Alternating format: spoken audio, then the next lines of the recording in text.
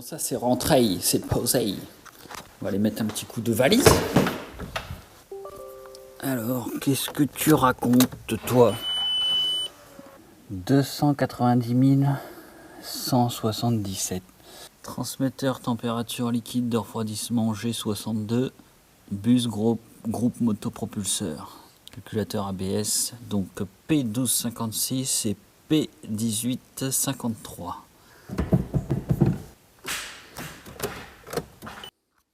Bon, il n'y a pas beaucoup de défauts sur ce véhicule. Je vais retirer la cartographie de celle-ci et je vais retirer la cartographie de celle-ci, car je n'ai jamais fait ce truc. Du coup, ça va me permettre de comparer entre elle et elle, sachant que elle, quand je l'ai eu, marchait beaucoup plus fort que n'importe quelle 130, car j'en ai testé beaucoup, un bon paquet. Et cette voiture avait toujours plus de patates que les autres. Pourquoi? Je ne sais pas. Sûrement parce que la cartographie a été modifiée. Je ne sais pas. Du coup, sachant que j'ai maintenant ce modèle, je vais pouvoir comparer cette carto et celle-ci. Ce qui fera le sujet d'une peut-être prochaine vidéo. La seule différence que je peux noter entre ça et ça, donc 2001, 2002, tu vois là, ici ce truc là, ce Y est en plastique. Et généralement, c'est la maladie là-dessus. Au bout d'un certain temps, il fissure et pète. Et sur la 2002, on a ceci en alu, là, avec 3 petites bougies de réchauffage de liquide de refroidissement et un gros boîtier de relais ici qui doit aller avec ça. Du coup, cette petite durite est en alu, ce qui est beaucoup mieux. Tu sais, tu as la sonde de température derrière. Alors que là, on n'a pas les relais ici même. Donc voilà, la seule petite différence que j'ai notée entre les deux modèles. Bon, c'est parti, on va retirer la carto. Donc ça, c'est branché. Ensuite, l'ordi, il est branché. On a un ordi, on a une prise jack. On a une voiture, on a un port USB, et hop, donc contact mis. Donc la prise est branchée, le logiciel est ouvert, Volkswagen Golf, nous sommes sur un EDC 15, normalement. On va faire EQID, voilà, il a trouvé quelque chose, ensuite on va faire lire, est-ce qu'il nous fait quelque chose le coco? Donc là, on enlève le contact. On met OK. OK, posé. Maintenant, on va attendre. Bon, les données sont en train de se récupérer, donc ça a planté. J'ai refait la même manip. Et je me suis dit, je ne vais pas enlever le contact. Mais du coup, il ne m'a pas redemandé. Et là, on voit que... Tu vois, on voit le transfert en hexadécimal ici. Et ça travaille, donc ça va aller assez vite. Hop, fini.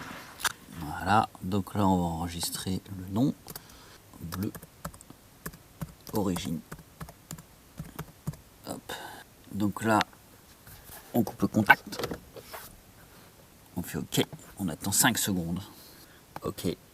Et voilà, on a notre petit fichier de la cartographie d'origine. Batterie chargée, chargeur de sécurité, contact mis, couper le son, prise jack branchée, On va sur Golf 1.9 TDI, Golf 4 1.9 TDI, Bosch EDC, 5000 logiciels et de le réouvrir une fois qu'il aura planté, ça devrait être bon.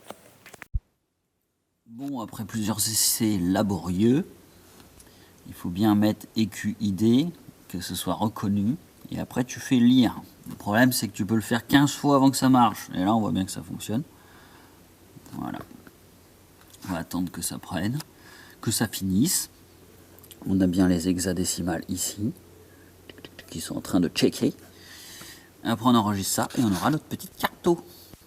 Bon, c'est parti. Je vais enlever ce moteur et ce moteur et on va voir ce qu'on va faire. Donc, comme d'habitude, au tout début, on enlève les roues, les passages de roues, la batterie, clé de 10, clé de 13 dans le fond. Voilà, bim bam boum, et on va dépouiller un maximum de cosse et de tout le merdier.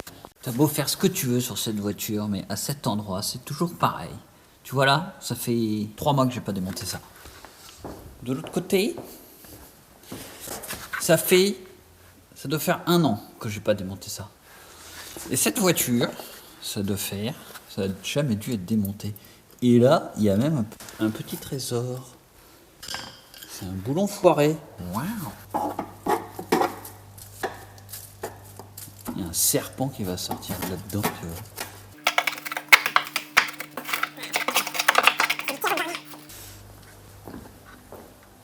Et de l'autre côté, on a la fameuse petite plante qui pousse. Tu sais ce que j'ai envie de faire avec cette petite plante? J'ai envie de la replanter et de la laisser vivre dans le garage. Qu'est-ce que t'en dis? On la replante? On a du terreau, on a une plante. On va essayer de la replanter. On va voir comment elle se plaît ici. J'ai pas du tout la main verte. Il faudrait qu'on lui donne un nom à cette petite plante. Par contre, tu vois, il y a ça là, qu'il n'y a pas là. Et à mon avis, c'est le xénon. Bon, les batteries sont enlevées, les passages de roues sont virés. Tu vois, je remets toujours les vis là où elles doivent aller. Parce que quand tu auras démonté 1 milliard de vis là-dedans, tu vas plus savoir où elles sont. Donc, si tu veux ne pas refaire une recharge de clim, il va falloir enlever tout le merdier qu'il y a ici pour pouvoir décaler les tuyaux de clim qui sont par là-bas, qui sont là, tu vois, ça sent bien. Il va falloir jauger un peu pour pouvoir décaler le pare-choc. Si tu n'en as rien à foutre, eh ben, tu n'es pas obligé de démonter ça tout de suite. Donc on va démonter tout ce qui est calandre avant et pare-choc. Bon, le pare-choc il s'enlève comme ça, tu as des vis là, tac, ici, ici, ici, ici. Tu en as une là, pareil de l'autre côté. Et la dernière, elle vient se fixer là-dedans, dans le pare-choc. Et après tu as un clips comme ça, tu vois, où le pare-choc il faut le reculer par là. Tu le décales juste là-bas, pareil de l'autre côté, et ça sort. Et pour atteindre celle-là, il faut enlever ça et ça. Tu as 2 petits clipsons ici, petits clipsonnés, que tu appuies dessus, comme ça, vers le bas. Tu appuies comme ça vers le bas, hop, et tu le décales.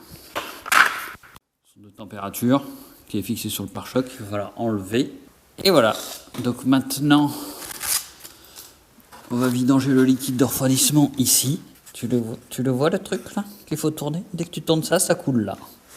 Donc, j'ouvre ça, tu fais couler le liquide de refroidissement dans un seau. J'ouvre le capuchon du bocal. Et maintenant, tout de suite, après, on va aller coincer avec un tournevis le disque dans l'étrier, avec un gros machin, et on va aller desserrer le joint homocinétique du cardan, de la boîte, des 2 côtés. Cette voiture est rabaissée de je sais plus combien, de -4 peut-être, bref. Barsta d'origine, biellette d'origine. Cette voiture a dû être abaissée. Barsta réglable. Est-ce que tu vois le problème? Tu vois la couille? Est-ce que ça te parle?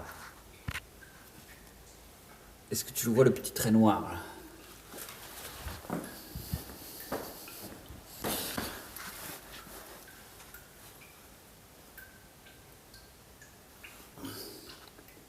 Propre.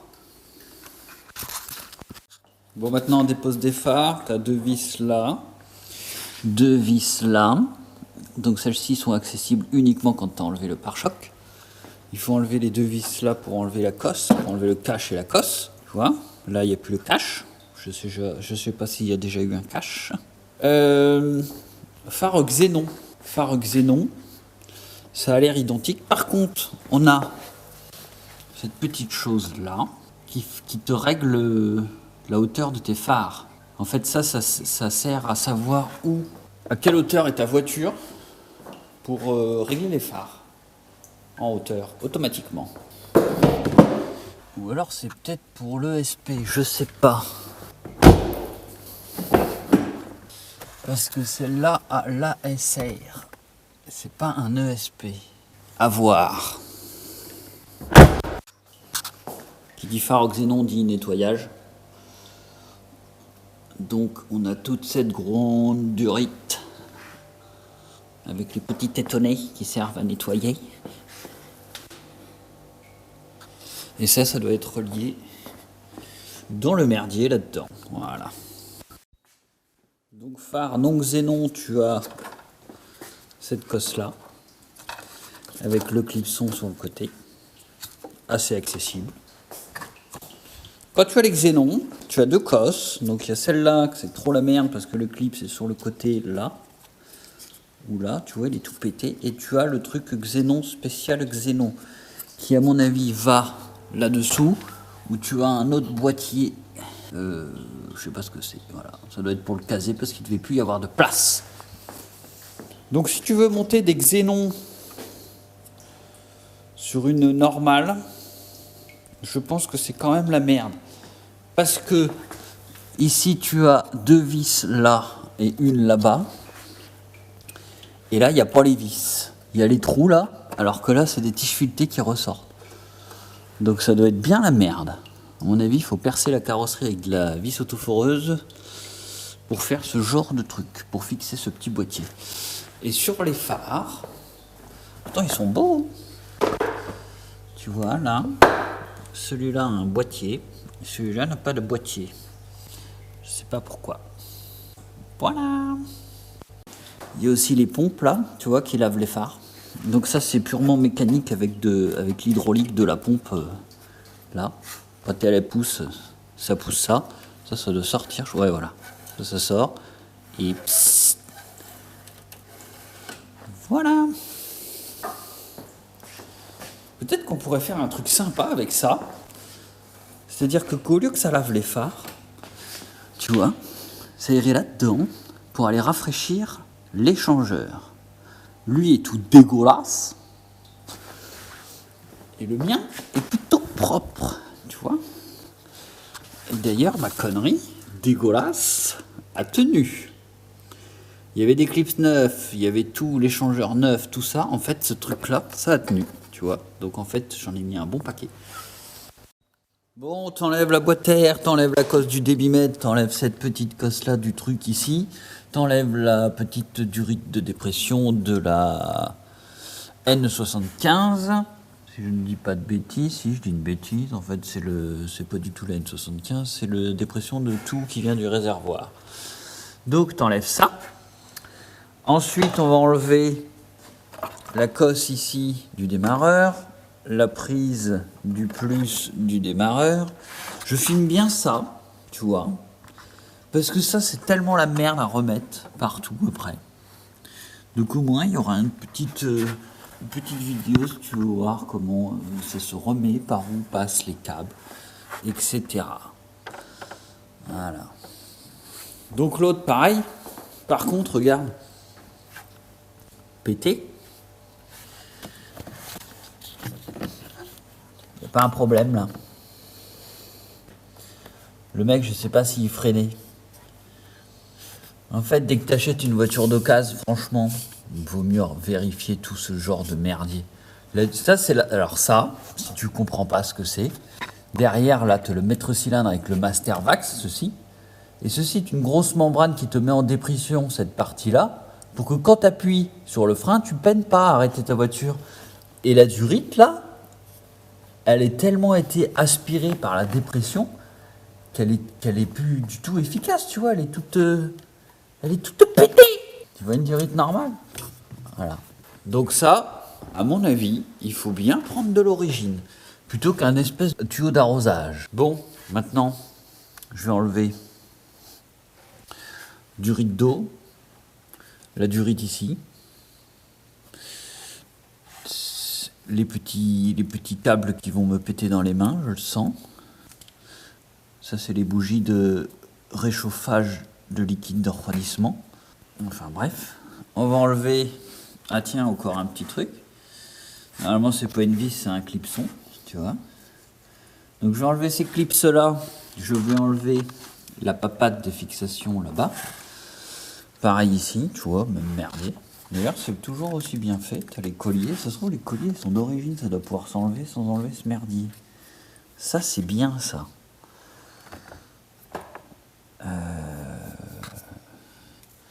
On va enlever ça. On va débrancher la cosse ici. On va enlever ça là, ce collietto. Et puis, pour ce côté-là, c'est déjà pas mal. Bon, j'ai fait le ménage ici. Une petite différence entre celui-ci et celui-ci, tu vois, il est avec la patte comme ça et tout. Alors, je sais pas si c'est normal, mais des fois, t'as des trucs un peu sport pour passer les vitesses plus court.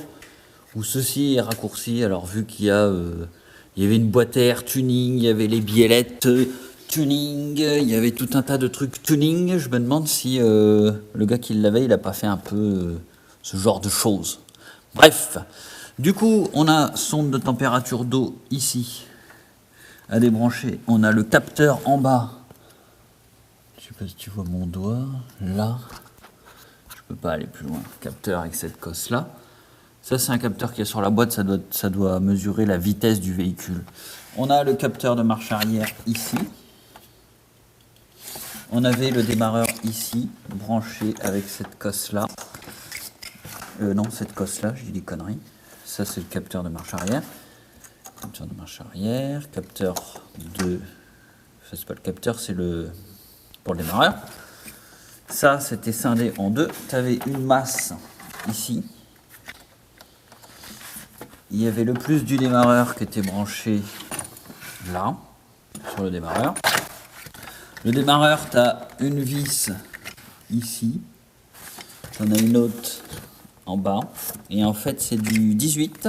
Et avant, tu as un petit boulon de 13, parce que le petit boulon de 13, il tient cette patte-là. Et en dessous, il tient la patte ici du truc de direction assistée, du tuyau de direction assistée. Tu vois, il y a un petit trou. Voilà, il y a un écrou de 13 qui vient là-dedans. Ensuite, devant, donc ça c'est enlevé, capteur de liquide de retour de gasoil. On a le capteur d'arbre à cam et le capteur de Villebrequin, capteur PMH. Ici, il y a le truc de l'alternateur, le truc du compresseur, la cosse. Et encore une grosse cosse ici, ça doit être celui du plus de l'alternateur que je n'ai pas encore viré. On a le capteur de pression d'huile là, que je n'ai pas encore enlevé. Et niveau faisceau, on va être pas mal. Pour ce côté-ci va être fini. Il n'y aura plus qu'à enlever la durite d'eau là. Et je me demande s'il ne faut pas enlever le boîtier de Carlostat ici. Carlostat thermostat. Il y avait ça, tu vois, c'est la bidouille la plus propre que j'ai vue sur ce véhicule. Donc tu vois, il y avait un plat ici. Il a dû percer ça. Ou alors c'est son truc tuning qui n'avait pas le petit étonné comme ça avec le petit clip sonnet. Mais bon, ça fonctionne, c'est propre, écrou frein, tu vois, ça fonctionne. Donc tu as une vis de 13 ici qui tient la papate. La papate ici des commandes de vitesse. Et puis voilà. Bon, maintenant je vais m'occuper d'enlever cette partie-là. Donc pour ça, il faut enlever tout le merdier là pour les câbles de clim. Ensuite, tu as ce petit... Là-dedans, tu as un capteur de capot. La cosse doit être ici même. Tu vois, là, elle est toute pétée. Et donc, je me répète encore une fois, mais je prends conscience que tu n'as pas forcément vu toutes mes vidéos. Donc, capteur de capot. Capteur de capot, capteur de capot. Si le capteur de capot est mort, c'est-à-dire que si ton capot est entrouvert ou ouvert et qu'à l'ordinateur de bord, ça ne te dit pas capot ouvert ou mal fermé, en fait, ce qui se passe, c'est que tu ne pourras pas réinitialiser ton entretien vidange parce que le calculateur, il estime que tu dois ouvrir ton capot et le fermer pour faire la vidange. Donc si tu n'as pas fait clac, clac, tu ne pourras pas remettre à zéro ton entretien huile vidange. Donc il va falloir que si jamais ce capteur là-dedans est mort, il va falloir que tu chantes un coup ça pour lui dire attention, j'ouvre le capot et oui, je ferme le capot. Voilà. Donc pour enlever la calandre, on a les vis là. Il faut enlever ça. Enlever ce truc, il faut enlever le loquet de fermeture, il faut enlever la vis qui est là, pareil de l'autre côté. Et ensuite on a une grosse vis ici, ensuite on a la grosse vis ici, et je pense qu'il va falloir enlever celle-ci et celle-ci, on va voir. Bon, on enlève cette cocosse ici, donc là c'est une cosse un peu différente des autres, il faut appuyer sur les deux parties ici.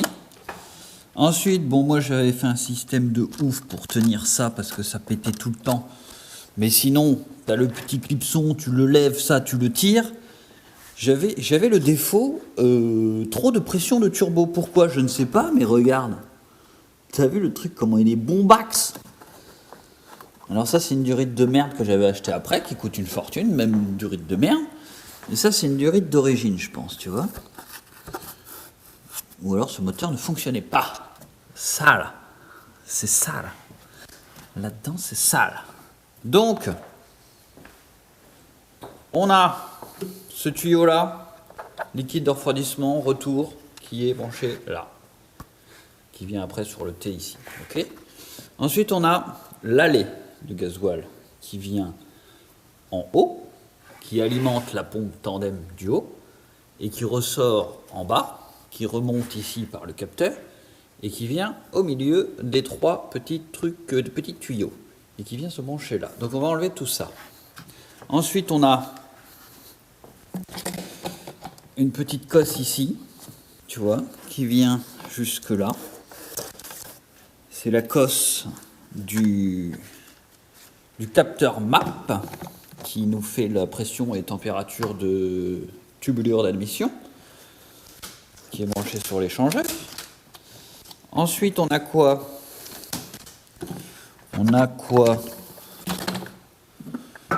Eh ben, on va pouvoir enlever ça. Ce truc a une vis en bas que je n'ai pas remis parce que c'est tellement la merde à la choper. Et une petite vis en plastique, ici, un petit écrou plastique.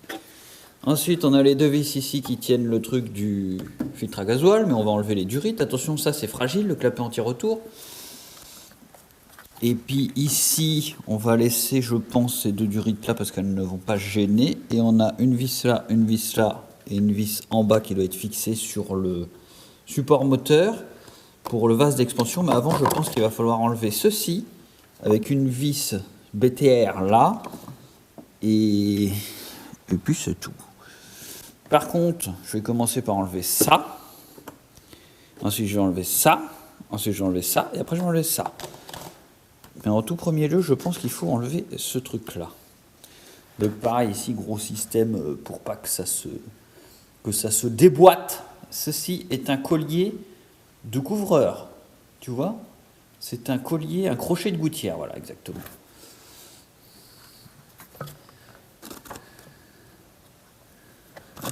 Ça tient, tu vois, ça tient. J'en ai eu marre de ces putains de clipsons qui pètent. D'ailleurs, j'ai fait une vidéo où je t'explique pourquoi ces clipsons pètent. Tu sais les clips là, que tu flingues le truc en alu de ta durite. Tu sais ça là. Tu vois là, le petit ergot qu'il y a là, qui finit toujours par péter. Et ben j'ai fait une vidéo où je t'explique ça. Pourquoi ça pète et qu'est-ce qu'il faut faire quand ça pète et comment on peut remédier à ce problème plutôt pénible. Il faut fouiner. Bon alors, il faut enlever les vis de ça pour enlever le support de filtre parce qu'il faut le décaler un petit peu comme ça. Tu as les deux vis ici du filtre. Là, je te filme le passage des durites parce que à mon avis, ça au remontage. Donc, tu as la durite de liquide de refroidissement qui vient là, qui passe ici, tu vois. Elle passe sous la durite de retour d'huile de direction assistée.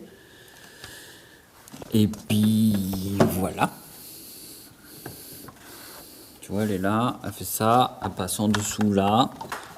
Voilà, et elle vient se clipsonner dans le bocal. Après, je vais enlever la durite. Donc ici, tu vois. Là, tu as les durites de la N75, de la N18 et la N239, si je ne dis pas de bêtises. Ici, on a 3. Donc celle du haut, c'est le clapet d'admission. Celle du milieu, c'est la vanne EGR. Et celle du bas, c'est la géométrie variable du turbo. Par contre, celle-ci doit avoir... Oui, elle a un petit manchon, tu vois, ici, pour qu'elle soit plus facile à défaire. Comme ça, on peut la défaire d'ici et laisser les câbles dessus. Les durites, pas les câbles. T'es teubé, toi. Bon, j'ai enlevé cette durite ici pour finir de vidanger, ainsi que celle-là. J'ai enlevé le boîtier de Carlostat, mais en fait, ce n'est pas un boîtier de Carlostat. C'est juste un boîtier de répartition et où il y a branché la sonde de température. Donc, il était ici avec une grande vis là et une petite là assez difficile d'accès. Grande vis, petite vis. Par contre, sur l'autre modèle où tu as les bougies, tu vois, bougies de préchauffage de liquide de refroidissement, qui étaient branchées là-dessus avec deux vis. Et tu as deux petites vis qui sont branchées sur le boîtier. suis désolé, on voit pas bien. Là et là. Par contre, c'est les deux mêmes, c'est deux petites. Et donc ça passait derrière, ça comme ça. Tac. Donc ici, maintenant, on enlève le clipson ici. Derrière, tu as le faisceau qui passe avec une clé, ça doit être du 10. Pour finir d'enlever ce petit truc. Ici, tu as un autre clipson. Voilà, une autre attache là. Et ici, tu as une attache. Alors attends, elle est là. Voilà, tu vois là, il faut appuyer. Et puis l'enlever. Voilà, d'une main, j'y suis arrivé. Donc ça, maintenant je vais pouvoir déverrouiller mon faisceau. Il nous reste donc la cosse du ventilateur qui est là. Et le boîtier de carlostage, je ne sais pas encore où il est peut-être ici. Tu vois ? Donc tout ceci est viré, c'est une grosse merde quand tu as les phares au xénon, parce que le réservoir ici est beaucoup plus gros et il a plusieurs, je crois qu'il a plusieurs pompes, parce que tu en as une là, il y en a une autre là. Ensuite, tu as le capteur de présence de liquide. Les gars qui ont les phares xénon, pour aller choper le capteur MAP de tubulure d'admission, c'est une catastrophe. Tu peux pas le pécho, le truc. Donc, il nous reste quoi? Oui, j'ai enlevé l'écrou qu'il y a là, je l'ai remis, la cocosse, elle est là. Il nous reste encore une petite cosse, une petite attache derrière avec une vis de 8, je crois. Donc tout ça c'est viré, ça on a viré, tac tac, lui il est viré. Les cosses sont débranchées, il nous reste la petite attache du faisceau qui vient là. Il faut enlever celle-là également.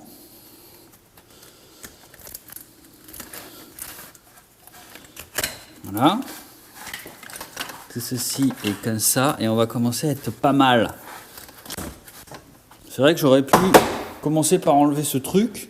Ça m'aurait facilité la tâche. Le problème, c'est que pour faire ça, après, j'aurais été bloqué avec mon accès de l'autre véhicule. Tu vois? Et vu que je voulais faire les deux pareil, et ben, je me suis fait chier. Donc ici, on a tout débranché pareil, celle-là aussi. On a donc... Bon, ben voilà. Hein.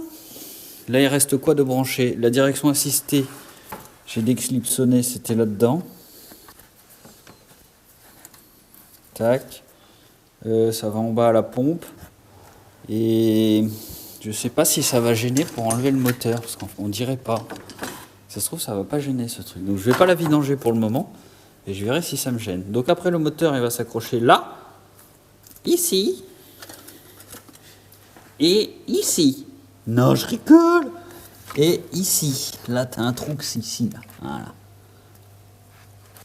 Donc tout ça c'est débranché, il va nous rester donc le faisceau là de derrière, les durites du radiateur intérieur, qui ne sont pas les mêmes du coup avec le boîtier plastique et le boîtier alu, parce que le boîtier plastique elle vient là et le boîtier alu elle vient là, donc c'est pas les mêmes durites. Donc il me reste la durite du bas à enlever, il me reste le faisceau là et je crois que c'est pas mal. Donc après ça va être virer le faisceau de ce côté-là et défaire le pot, mais je ne sais pas où encore. Et il va rester une attache du turbocompresseur. Le turbocompresseur, l'attache qui est branchée sur le turbo. Sur le turbal. On va enlever aussi la courroie de distri. Donc là, tu prends une clé, la molette, tu mets ça là-dedans et... Bon. Vas-y, je vais enlever ça. Faut peut-être que je vidange celui-là par contre. Ah non, j'ai mes tests de compression à faire. Oui, je fais les tests de compression après avoir tout dépouillé. Oui. Excuse.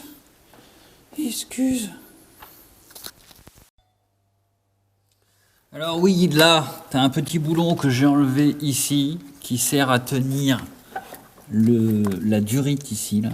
Enfin, c'est pas une durite, c'est un tuyau. Et le tuyau, il vient là. Et ça, c'est le graissage du turbo, de palier de turbo. Alors, je sais pas si c'est l'aller ou le retour encore. Mais du coup, en fait, je pensais que c'était à cause de la cosse qu'il y avait en bas. Et la cosse qui est en bas, c'est le capteur de présence d'huile et de qualité d'huile. et de niveau d'huile.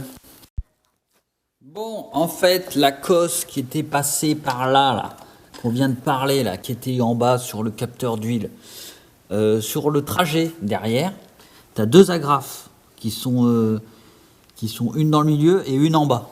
Un peu chiante à enlever. Du dessous, ça va bien. Maintenant, on va enlever le câble. Le câble de... Mais non, je suis con, il n'y a pas besoin de l'enlever. Le câble de capot, ici. Ici, tu as un petit clips avec la bouboule qui rentre là-dedans. Donc, il faut virer le clips. Enfin, c'est pas un clips, mais c'est une rigole, tu sais. Voilà. Tac, je vais essayer de te mettre comme ça. Et ça... Attends, je sais pas si on voit. Je vois rien du tout. Bref, c'est pas très compliqué. Je pense que tu devrais t'en sortir. Ensuite, on enroule ça quelque part, je sais pas où. Voilà. Ici, c'est parfait. Putain, d'une main, j'arrive à faire des trucs. Bon, voilà. Truc de bougie, oui, j'ai enlevé les trucs des bougies. Voilà. Très, très fragile. Ultra fragile. Même normalement, ça devrait être mort, parce que ça chauffe tellement ici que ça finit par tout péter. Et puis voilà, c'est bien. Maintenant, je vais enlever le courroie d'accessoire. Le courroie d'accessoire. Là, je vais te filmer le sens. Alors, poulie d'ampère, ça vient en dessous sur la poulie de pompe à huile.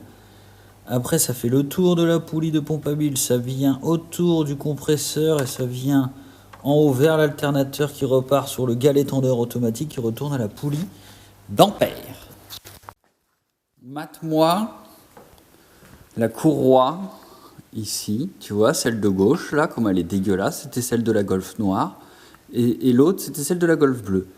La gauche, celle qui est tout craquelée, toute pétée. Donc ce sont des courroies avec double rainurage des deux côtés. Celle-ci de gauche, là, celle-ci, tu vois celle-là?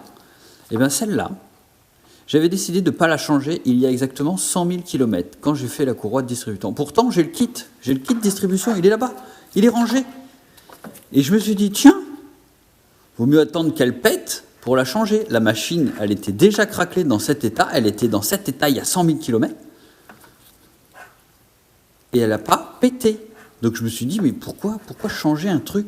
C'est vrai, elle n'est pas belle, elle est vilaine, elle est craquelée. Mais elle fait sa fonction principale qui est de faire tourner les autres organes.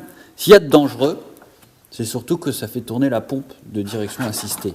Donc si ça pète, tu n'as plus de direction assistée. Voilà, c'est pas... ton volant sera dur, mais ça peut surprendre, mais c'est pas dramatique. Donc, tant qu'elle est là, je vais la remettre. Je vais la remettre. Imagine, elle fait encore 100 000. J'en économise une. C'est pas que ça coûte cher, mais c'est pour le principe de ne pas gaspiller, tu vois. Bon, j'ai enlevé les deux cosses que t'as là. Et je peux te dire que c'est du sport parce que c'est bien de la merde. Si je peux te donner un conseil, tu les déclipses de là. T'as deux clips là. T'enlèves tes gaines là. Et t'en as une dans un sens, une dans l'autre. Franchement, c'est une grosse galère à enlever. Du coup, maintenant que tout ça c'est enlevé, on va enlever la vis qui est là. On va enlever ce cache là, ce support là. Et on va essayer, je crois bien qu'il y en a un autre plus loin. Parce que ça, on va avoir besoin de faire passer les tuyaux de clim au-dessus un petit peu, pour pouvoir se dégager d'ici. Celui-là aussi, il faudra l'enlever, pour qu'on puisse soulever tout le tablier et le décaler sur le côté. Ok? Est-ce que c'est pareil ici? Ça a l'air. Une petite vis là, l'autre il est en dessous là, tu vois, il est tout pété, tout planté. Et puis voilà. Ah, il n'y a plus la papate là. Elle n'existe plus cette papate. Elle n'a pas été remontée. C'est pas bien. Ça faisait une triangulation avec le cylindre bloc moteur. Bon, l'alternateur est viré. J'ai viré les 3 petites vis de 13 du tendeur automatique de courroie. Les 2 vis de 13 de l'alternateur. J'ai réussi à choper la petite vis de 8 qui était sur le faisceau, qui m'a permis de défaire le faisceau jusque là-bas. Jusque là-bas. Maintenant, ici, on a le compresseur de clim. Il y a une vis qui se chope d'ici et une vis qui se chope d'ici. Mais cette vis-là ne peut pas sortir. Mais ils ont prévu le coup, c'est-à-dire qu'ici, il y a une encoche où la vis pourra se décaler. Ici, tu forces avec un tournevis ou un pied de biche pour sortir ton compresseur. Et puis voilà. Bon, j'ai enlevé le compresseur. Je dois commencer chaque vidéo par bon. C'est une galère à enlever parce que tu sais, ça là, c'est la petite bague qu'il y a dedans qui vient se serrer quand tu serres. En fait, tout se comprime et ça se serre bien. Donc, pour enlever, c'est un peu chiant. Et ici, tu vois les câbles, comment ils passent. Voilà, je te fais une petite séquence pour que tu saches. Faut faire très attention, tu vois, celui-là, il a plié un petit peu. Et puis ça peut toucher ta jolie petite aile. Ça, c'est la merde. Ça, c'est la merde, vraiment. Là-dessus, j'en ai chié. Et j'ai pas voulu enlever cette putain de pompe de direction assistée. Et en fait, j'ai dû le faire. Donc, en fait, le mieux, c'est que tu vidanges ça en tout premier lieu. T'enlèves d'abord la poulie. Moi, j'ai tout fait à l'envers, c'était la merde. Tu enlèves la poulie, les 3 petites vis, et après, tu as 3 vis pour enlever ça, du cylindre bloc, qui est, je sais plus, ou pas du cylindre bloc, de la grosse pâte en alu ici. Voilà, donc t'enlèves ça, t'enlèves la poulie, t'enlèves les 3 vis du machin, hop, t'enlèves ton compresseur, et après, tu as 1, 2, 3, 4, 5, 6 vis. Ça doit être du 16, je crois. Maintenant, tout ceci devant est parti. J'ai enlevé la durite qu'il y avait là. Tu sais qu'il va au radiateur en haut. Turbo. Ce qu'il y a de bien, tu vois, c'est qu'il y a de la place. Tu vois, le 1,9 litre TDI 130, injecteur pompe, tu as de la place. On voit tout bien, et là, il y a de la place. Tu peux aller... Bon, ici, tu vas avoir un gros contre-jour de malade. Bon, trop tard, ma lampe, elle est tombée là-bas. Donc, tu vois, là, le cliquet, il est posé. Il est sur les vis du turbo. Tu as 3 vis. Et on peut défaire le turbo d'ici. C'est quand même frais. Tu vois, tu n'as pas besoin de te faire chialer par en dessous, je sais pas quoi. On peut défaire le pot du turbo, pardon. Voilà, je me reprends. Avant que tu m'insultes. Donc voilà. Maintenant, je vais défaire le turbo. Je vais défaire le pot du turbo. Et on va pouvoir procéder à l'enlèvement de ces 2 petites vis, de cette haute vis, de ces vis, et de sortir ce petit moulin. Donc le turbo est enlevé, enfin pas le turbo, je vais pas y arriver avec ça, hein. Le pot du turbo. Voilà. L'autre aussi, même punition, exactement pareil. Donc maintenant, il ne nous reste plus qu'à enlever le cylindre bloc. Ici, l'anti-basculement. Donc on a 2 vis sur le berceau, ça doit être du 13. On a une vis là, ça doit être du je sais pas combien, et une vis là, ça doit être du 16 ou du 17, je sais pas. Voilà, donc on a ça. Démanchonner le turbo côté admission, tu sais le clipson comme ça là. Tu vois, t'enlèves le clipsonnet, tu enlèves le truc. Et puis après, ah si, il y avait un truc encore. Il y a un truc.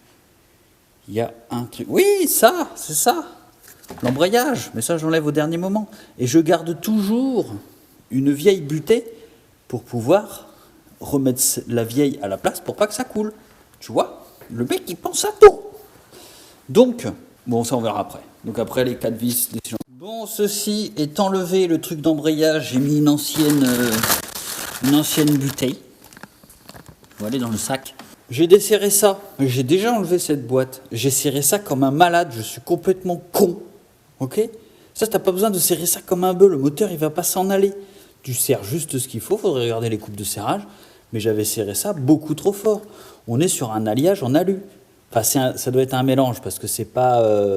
c'est un petit peu plus costaud que de l'alu. Mais tu flingues un filet dans ta boîte, mec, je sais pas comment tu refais le filet. C'est foutu. Là, pareil. Tu vois, celle-là, ça a jamais dû être démontée. Ça s'est démonté. pépère avec un petit cliquet. Donc, ça s'est enlevé, ça s'est desserré. Je vais accrocher ma chèvre ici et ici. D'ailleurs, ça va gêner. Donc, il faut que j'enlève ça. Ouais. Au moins que j'enlève ça pour le décaler. Donc là-bas, je vais le lever. Je vais enlever ça et ça et ça et ça. Et pareil de l'autre côté, je vais enlever ça et ça et ça et ça. Et je vais peut-être mettre un cric de sécurité en dessous. Alors, il est là le coco. J'ai fait une connerie. Il sortait pas, il y avait un petit effet de ressort. En fait, j'ai oublié d'enlever le durite et je l'ai pété. Tu la vois là-bas? Mais ça va, j'ai de la chance parce que, tu vois, c'est un clip qui s'enlève. Donc j'ai juste le petit manchon à retrouver. Voilà. En fait, le moteur, il venait pas, il venait. Il y avait un petit ressort que je pensais que c'était le cardan qui le tenait. Et en fait, non. Quand c'est venu, ça a pété d'un coup. Donc j'ai oublié de te le dire. Excuse, voilà, j'ai fait la connerie. Tu vois, lui non plus, je ne l'ai pas enlevé en fait. Tu le vois, c'est celle-là. Là. Donc je vais l'enlever, celui-ci. J'aurais dû commencer par cette voiture. Putain. Bon, sinon, voici la bête. Alors, c'est beau un turbo.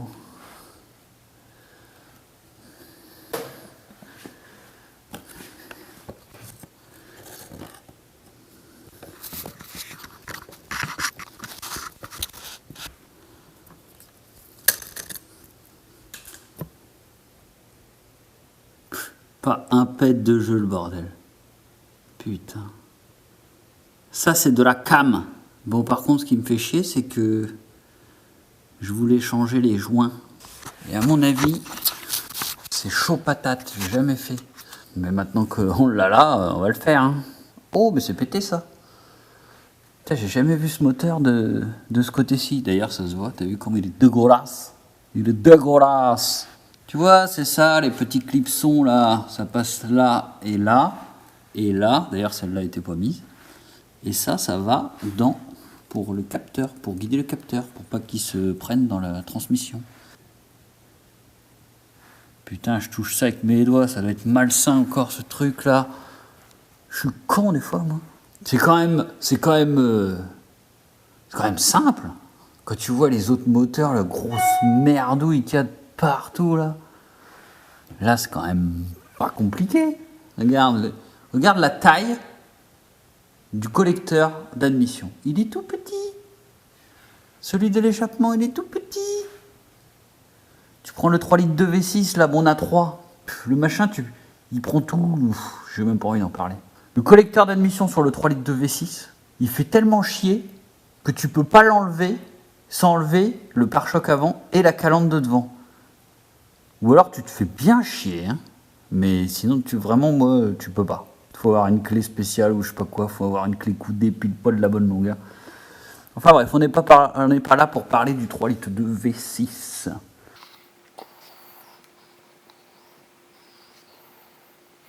C'est où que ça fuit? C'est là que ça fuit, cette grosse merde là. Là ça coule là. C'est cette putain de vanne GR. Ah bah oui, il y a une goutte là-bas sur la... Il y a une goutte. Putain. Ça se trouve, il n'y avait pas de fuite. Bon, dans tous les cas, j'ai vu que j'avais un joint spi. Un joint spi. Tu vois là, huile de boîte, joint spi de boîte HS. Cette boîte a déjà été réparée par mes soins. Et j'avais pas changé les joints spi. Donc là, je vais changer les joints spi. J'ai les deux, je les ai commandés. Et alors, ce moteur, on y fait quoi? Je sais pas ce qu'on y fait. On va démonter les collecteurs, on va nettoyer. Je sais pas si je déculasse ou pas. Bon, regarde ce que je viens de voir. Comme tu le sais, je n'ai pas eu cette voiture neuve. Déjà, on va laisser nettoyer les injecteurs. Tu veux voir de partout, peut-être? Bah, on va y faire la courroie de distri déjà. Ça, j'ai pas démonté. Il y a peut-être le Carlostar là-dedans.